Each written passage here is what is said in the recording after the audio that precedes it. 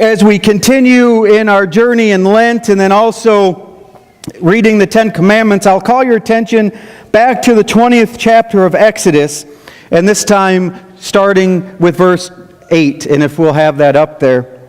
It says, "Observe the Sabbath day to keep it holy. Work 6 days and do everything you need to do. But the seventh day is a Sabbath to God, your God. Don't do any work, not you, nor your son, nor your daughter, nor your servant, nor your maid, nor your animals, not even the foreign guest visiting in your town. For in 6 days God made heaven, earth, and sea, and everything in them. God rested on the seventh day. Therefore, God blessed the Sabbath day. He set it apart as a holy day." And we talk about Sabbath, and if we talk about ranking the Ten Commandments from the one that we probably shouldn't break to the one that's okay to break, probably this commandment right here is at the bottom of the list. We probably take this commandment the most lightly. We shouldn't steal, we shouldn't kill, we need to honor our parents, we need to put God first. But the Sabbath kind of seems to take a back seat. And as Tim highlighted at the beginning at the call of worship, we live busy lives. And church is becoming less and less of a priority for people. And it's not so much that people don't want church to be important, it's that we live so hectic lives that sometimes Sunday we need a day to finish all of the projects that we started earlier in the week and that we need to get finished. So it's interesting, because some scholars will say that we cannot accomplish the rest of the Ten Commandments. We cannot live up to those commandments if we do not keep this one. So it kind of hinges. Some people say, well, it doesn't matter. And some other people say, well, this one matters a lot because it helps us keep our focus upon God. And as we're going through the Ten Commandments, this is the fourth commandment. And this is the last commandment that has to really do with our relationship with God. Keep the Sabbath, keep it holy, worship God. But it is also, it holds this tension. It holds this tension between work and worship. And because it does that, it kind of bridges the gap between the next 6 commandments. So this is our final commandment with our relationship with God, and if we can focus on that, it starts to help us with our relationship with other people as well. And it helps us to keep those other 6 commandments that we will talk about in focus. It also helps us to understand that we are called to live a full life. And God intends for us to have this fulfilling life. And in order to do that, we need to take some rest. We need to take some time out. And I know for some of us that is easy, and for others it is very hard. But it's important. Obviously God could have came up with however many commandments or what to put in there in those 10 slots. And this one was important. Keep the Sabbath. Keep it holy. The Bible says work the other 6 days and make sure you take a day off. It doesn't say work 7 days a week all of the time and never take a break. It says make sure you have some time for yourself. And again, it holds that tension. We are to work and we are to work hard, but then we're also supposed to rest and worship.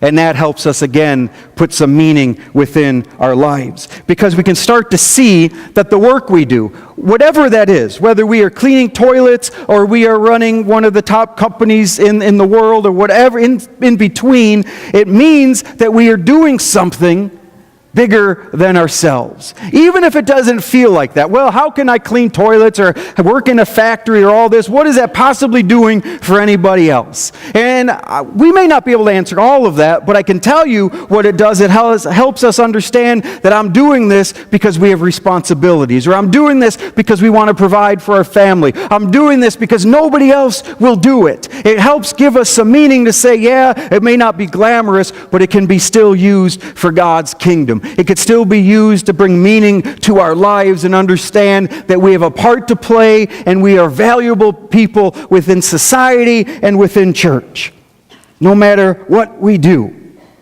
And it also helps us to take some time, some intentional time to come and say, I'm going to take a moment, a pause out of this busy life that pulls me in so many different directions and worship God. To refocus ourselves. Before we took that down, it said renew. If we want to be renewed, we have to breathe. If we want to be renewed, we have to do things in order for us to say, okay, I need to take a break. I need to rest. I need to regain my strength. And it focuses our attention on the only person that can truly do that, God. That mystery that says, I will give you peace when nothing else works. This peace that surpasses all understanding.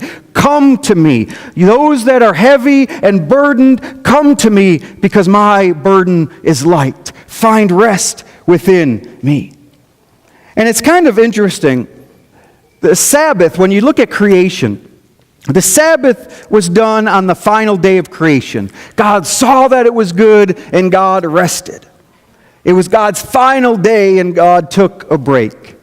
But it also happened to be humans' first day of existence. So God's last day, God rested. And before us as humans, Adam and Eve, those people that God created, could do anything, God said, you need some fellowship with me. You need to be in my presence. Before I send you out, come and be with me. I have read the Ten Commandments, I don't know how many times in the last 20 years. I'm not sure how many times I have preached on the Ten Commandments or talked about the Ten Commandments. And it never dawned on me that interesting point, that on the final day God rested, but it was also our first day of existence. And how important that was for God to say, let me help you frame everything in your life by you spending some time with me. Help me to understand that you have a purpose, and that purpose is to love me and love the things that God loves, and to go into this world and make a difference. God desires fellowship with us before we go out. It also is because God knows that the things that are waiting outside of these walls are going to steal from us. Those emotions, as we talked about in the children's story, that we can be happy and joyous, and then we go out and something hits us and it zaps all of that energy from us. So God says, come and be filled. That spiritual side needs attention. Sabbath does to us what sleep does. Sabbath renews our spirit and restores our souls. It kind of repairs the damage that has been done from the world. Whether or not we actually consciously think of that happening when we sit in here, that is what we do when we focus on God and quiet ourselves and say, okay, God, you need to take over. No different than working hard and you sleep, and sleep restores your body and heals your body. And those of you that don't sleep know this. I don't sleep. And all of you know that I have insomnia. And as a result of that, when I get a cold, that cold will stick around for weeks instead of being healed in less than a week or however long a cold lasts. Things seem to tend to hang around when I get sick because I'm not sleeping enough for my body to restore itself and to heal. And it becomes a problem. Now, think about that in our spiritual lives. If I'm not giving my spirit the attention that it needs and coming to God, how is my spirit going to heal? How is my spirit going to connect to God and that presence that makes it all okay? I'll limp along, and I'll limp along until finally I have no other, just like sleep. When I don't sleep for a while, or if I've been up for a few days, my body all of a sudden shuts down. And all of a sudden my body says, okay, John, you're going to sleep now. And then the cycle starts all over again. Okay? But God is no different. When my spirit is limping and I'm crawling and I don't have anything to do, God gets my attention and says, the only way you're going to do this is if you come and you worship me. If you come and you take some time out of your life to connect to me. We need worship. You know, and a lot of people think, worship, I can take it or leave it. I don't need to go to church every week. It's kind of insignificant. Or a lot of people say, well, you know, church is kind of boring. I can close my eyes and tell you the exact order the service is going to be in. I know that when I come to church, we're going to have announcements. They're going to light the candle. We're going to sing. We're going to have offering. We're going to have a children's story. Sometimes the choir's going to sing. We're going to move into prayer. And then we're going to hear John talk. And then we're going to close it all out. Every week, the same thing. We don't even need to print bulletins. Yet, if I don't print a bulletin, I'll get in trouble. Okay? But it's important. And it means something. Even if we think it doesn't matter. We fail to see the importance of these rituals. And how these rituals in this time, this hour that we come, truly affects how we live outside of these walls. The strength that we need, the hope that we have, the peace that we are going to need because the world's going to start knocking us down. This time in here is sacred. This time in here is important. So that's why when we don't see people for a few weeks, we send them a note to let them know that they are missed. And that it's important to come. Not just to sit here, but to be with each other and hold each other up and worship together. And most of all, plug into that Spirit of God that says you need to recharge. We live in a world where everything we have needs to be plugged in. Our cell phones, our computers, everything. If we do not plug them in and charge them, they die. And if they die, we fall apart sometimes. Why do we not plug in to God?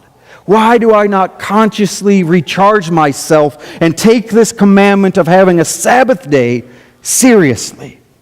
Because it gives us that strength to deal with a world that is at odds with God. It helps us deal with the chaos. It's a peace. It's a respite from what is happening. How many people here have ever seen The Karate Kid? The original Karate Kid. Okay? I'm going to throw in this movie reference because I think it works.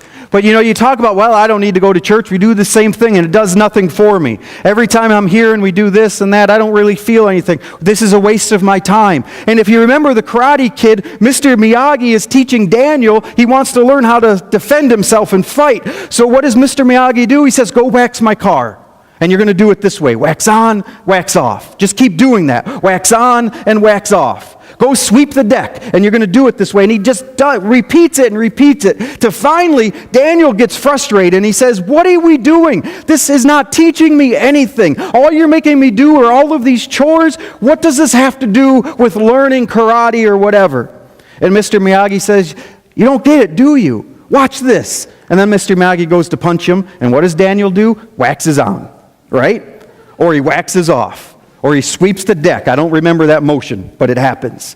And he blocks what Mr. Miyagi is doing. And I'm not advocating violence here. I'm not saying go out, learn how karate, and go sweep somebody's deck, okay? What I'm saying is that he didn't realize that what he was learning became part of who he was. And when the time came and he needed to use it, it was right there. It was right there. Because he fostered that and he did it. No different from why we are here. God is teaching us in God's own way how to wax on and wax off. So that when the world throws something at us, or if you want to use the term the devil comes at us, or whatever you want to say, we will be able to be okay. It will not defeat us. It may knock us down. It may knock the wind out of us. It may make us cry or whatever it is, but we can say, I can still continue this journey because God gave me enough power and I have reconnected with God and I remembered this Sabbath day and I kept it holy so I can be strong enough to continue this journey. We need to take it serious, myself included. We need to take time and say, I need a break. I need a break. What we do here, lighting the candles, offertory, singing, the sermon, prayer, all of these rituals are not empty. They mean something. When we worship, when we come to God, it helps us to find and understand a God that is calling us to God's self, is calling us to something bigger, to say, you have a part to play in this story. Figure out what that is. Be strong. Let me help. Let me build you up and renew you so that you continue that story. Jesus knew this was important. In Mark chapter 2, verse 27, Jesus tells us that the Sabbath was not made for God. The Sabbath was made for us. It was a gift that God said, rest, take a moment, find your peace in me. Again, it's a time for us to reconnect to God. And if we can reconnect to God, we again can reconnect to our families, reconnect to the other relationships we have. It helps us deal with those people. You know, we all have those people that drive us crazy. And if we don't prepare ourselves, oftentimes we fall into the trap of responding in wrong ways. But if I'm focused on God and my relationship, then I could also help those other relationships that I have. I don't think that it's a coincidence that God said this is the fourth commandment. Yes, it has to do with me, but it also has to do with you being able to carry out the next 6 commandments I'm about to tell you. It bridges that gap. It is a time, a day, where we can say, you know what, we work hard and we deserve a break. It is a moment when we can say, you know what, I'm going to breathe and I'm going to do nothing. Sit in your recliner or whatever you want to do. Sit outside, garden, whatever it is, but don't go to the office. You know what I do on Sunday afternoons a lot of times? Nap.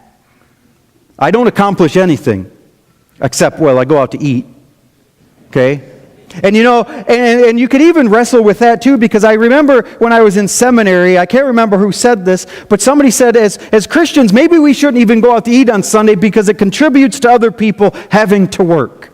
And I'm not sure I agree with that or not, because we all have different schedules and we have to find time for ourselves and times to take off. But it helps us to understand that it is important for us to have rest. It's also important for other people to have rest and find God as well.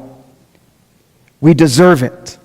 Whether we sit in the chair, whether we spend it with family, or whether we sleep all afternoon, whatever it is, God heals us. And we come here on a Sunday because we say, okay, God, I need some renewal from the week that came, and I also need strength to go on for the week ahead. Now think about this. Maybe some of you have never thought about this and don't have an answer. With some of you that don't come to church, or people who come to church maybe once a month, I'm always curious how their spirits are when they don't come to renew, when they don't come to plug into God, when they don't spend time in that relationship. I know how much I get drained when I don't spend enough time. This is that time to plug ourselves into the presence of God and renew that battery that we have, so that we can go and not die in the middle of the week. We need to realize we need God. And we need to start our week with God. I love that. I love that revelation that I had, or that I read, that never dawned on me before. It was God's last day, and it was our first day. And God said, before you go, sit with me. Before you go, plug yourself in to me. Let me breathe my Spirit into you so that you can breathe that Spirit out to everybody that we come into contact with, refreshed and renewed. Our attitudes would be better. Our outlook on things would be better. The way we handle stress might be better, whatever that is. And again, I know we work hard. And I know we live lives that sometimes overflow into a Sunday or whatever that may be. Find some time, some intentional time to where you can just be with God, where you can connect. That's what you wrestle with. You know, it's funny that pastors like to say, well, the Sabbath and Sunday and don't do anything, yet we work on Sunday. Granted, it's only 20 minutes out of the week, you know. That's what some people think I do. Well, John only works 20 minutes out of the week, He takes a nap the rest of the time. Well, I'm resting in God. God said take a Sabbath. I'm taking him literally, Find the time. It's important. It was so important that when God gave the law and God gave the commandments, it was part of the 10 Commandments. That God said, this is so important, do it. Keep the Sabbath holy. Keep your life holy. Keep your life connected. Imagine, and I'm speaking to myself, imagine if I connected myself to God as much as I'm connected to the phone in my pocket. Imagine if I worried about my spirit dying as much as I worry about getting my phone to a charger. Imagine that. I don't sometimes. Because the world is busy, I'm busy, things happen. But imagine if I was so worried about, I got to plug into God. Do you have a plug I can go in? Oh man, I got to get home because my phone's only at 10% and it cannot die. If it dies, I'm lost. Or I might miss the new post on Facebook if I don't plug this phone in right now. Again, I'm talking to myself, okay? And I know that I'm not alone out there. We need to walk around saying, oh man, I need to connect to God right now because I'm about to fizzle out. I need to be refocused and recharged. This last hymn that we are singing, It Is Well With My Soul. We can sing that because we connect to God. We can say, okay, God, whatever the world is going to throw at me, whatever those sea billows come and the storms of life are knocking into me, I can say it is well with my soul because I am connected to you. Because I have renewed myself, because I have spent a Sabbath rest in your presence. So no matter what is coming, I can say it is well with my soul because you are God and you are walking with me. But when I'm not connected, it doesn't quite work like that. We become like that character Fear, and we stress out and we're anxious and we don't know what to do, and we're frantic. Instead of saying, yeah, this is a bad storm, and it is knocking my windows in, but God is with me, and one we will overcome. So, as we sing this, think about your lives and how you connect to God. Think about how you take some time out of your busy week to just rest and to be and to connect.